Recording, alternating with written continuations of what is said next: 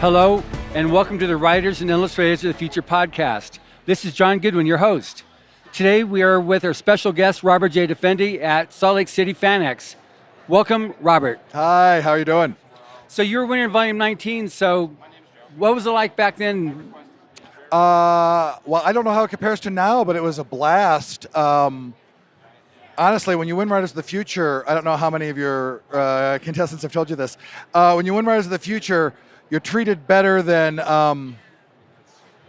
anything else you'll ever do in your life. I remember Katie Wentworth. She's not with us anymore, but she was one of the, I think she was the first reader back then. Yes. And she was one of the two, her and Tim Powers conducted most of the workshop back in my day.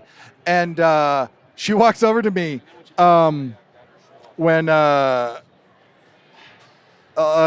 was eating, and she's like, when you win like a nebula, they give you like a rubbery piece, a little chicken, and we were eating, like this fabulous dinner at the Beverly Hills Hotel.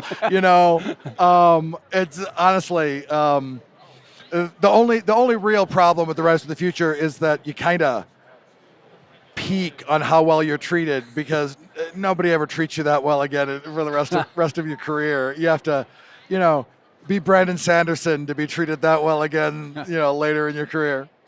So speaking of career, so what's happened with your career now since the winning Writers of the Future? I did a lot of, I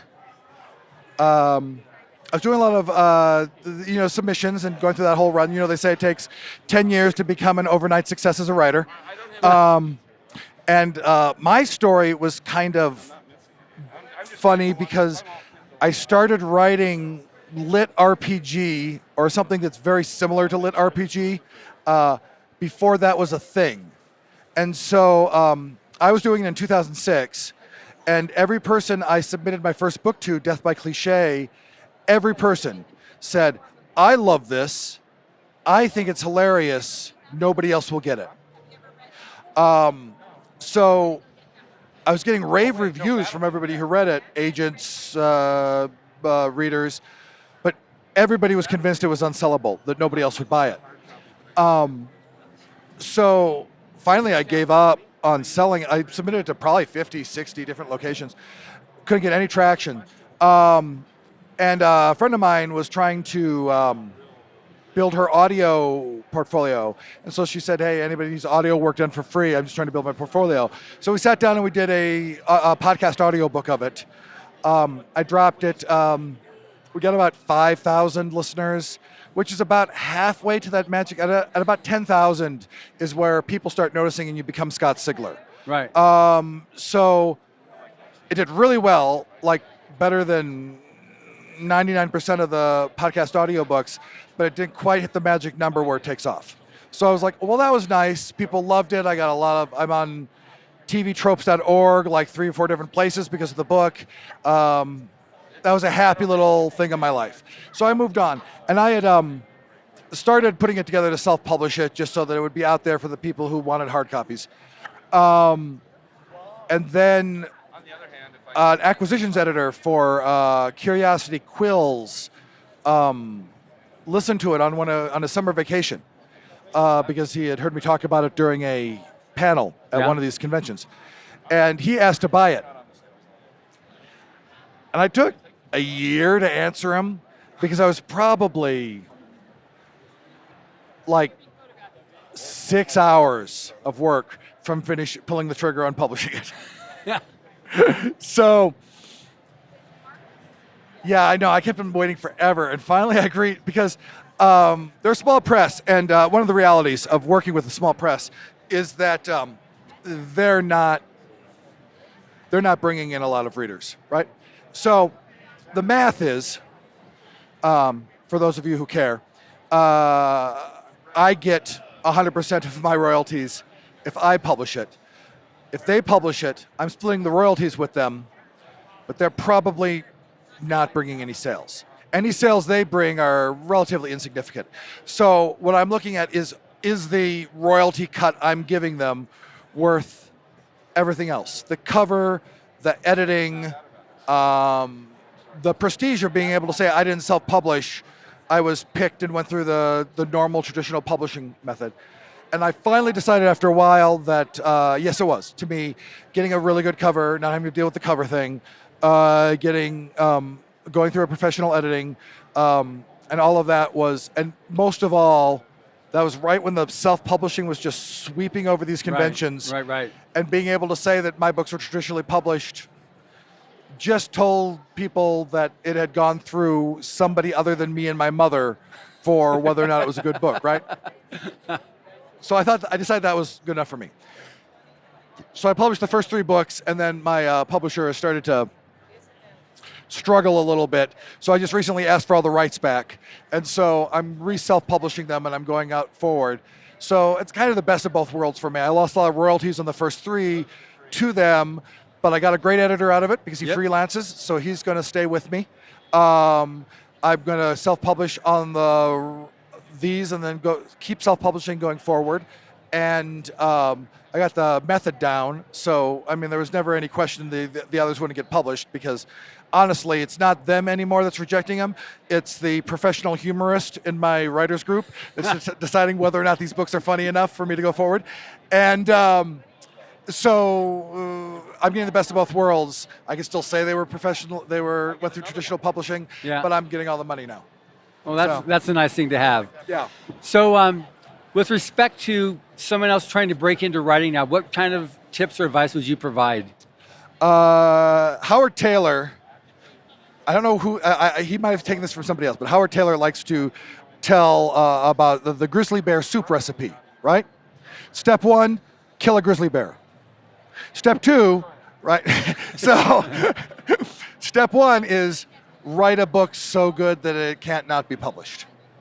And once you do that, everything else becomes much easier.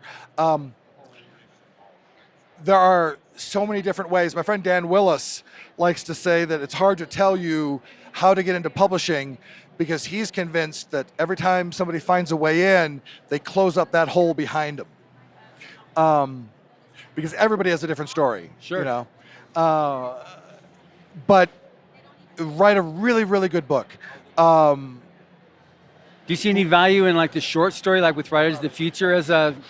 See, Writers of the Future is a good one because it gets you a professional publication. The thing about short stories in general is that the skill doesn't necessarily translate. Right. So it's a good way to learn craft of narration and so on and so forth, but it's not a good way to learn to write a novel. Sure. And so it doesn't matter how many short stories you write, an agent isn't going to believe that you can write a novel until you show them a great novel. Right. So, but it is a good way to start building an audience if you're really good at it. If you can write a lot of great short stories and get an audience that way, that's a great way to make it. Honestly, if you can get an audience, that is the best thing. Larry Correia broke into the thing by getting a lot of momentum on gun boards, writing a book that was a love story to people who love guns, that was also a rollicking action adventure, and then everybody who knew him from these gun boards bought it, and it was so big that Bain had to pick it up because he had a ready-made audience. They would have been stupid not to. So anything you can do to have a ready-made audience is going to get an agent's attention. Yeah. Good, okay. Now, what do we have to look forward to from Robert J. Defendi coming up? I have written books 4 through 6 in the Death by Cliché series. I have a book sitting at Bain that's been there for a long time, but it hasn't been picked up. So I have several irons in the fire like that. So the thing you can be sure is going to happen is next few Death by Cliché books. I should tell you what they're about. Death by Cliché is about a game designer who gets shot in the head by a loony fan and ends up in the worst game of all time. Obviously, it's autobiographical. And so the sequels, The Wrath of Khan and Boldfinger, are his continuing adventures in this game world where he's basically living in the hell created by the person who killed him, and just being subjected to terrible, terrible game fiction. So if you love gaming, you'll love it. If you love fantasy, you'll love it, because I send up all sorts of tropes, cliches. I just have a lot of fun making fun of things. Oh, good. So I guess this wrap. Anything that you'd like to say for the aspiring writer? Again, since this is Writers of the Future podcast, anything you'd like to say for them, because you had your own experience with it?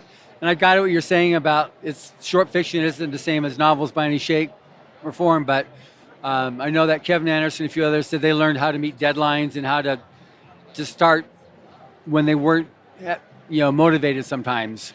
David Gerald gives my favorite advice. He says, your first million words are practice. And just remember that. Remember your first million words of practice, and not be stressed when things are not necessarily going well during them. Now, when you finish your books and your short stories in those first million words, practice submitting them. And if somebody is foolish enough to buy one of your practice stories, practice cashing the check. And if somebody wants to give you an award for one of your practice stories, practice accepting, but never forget that they're practice, and you're still practicing for your first million words. Wow. Okay, well, thank you very much, Robert. And thank you for listening. Subscribe to the Writers of the Future podcast wherever you get your podcasts. Writers and Illustrators of the Future are contests created by L. Ron Hubbard to provide a means for the aspiring writer and artist to be seen and acknowledged. It is free to enter and open to new and amateur short story writers and artists of science fiction or fantasy.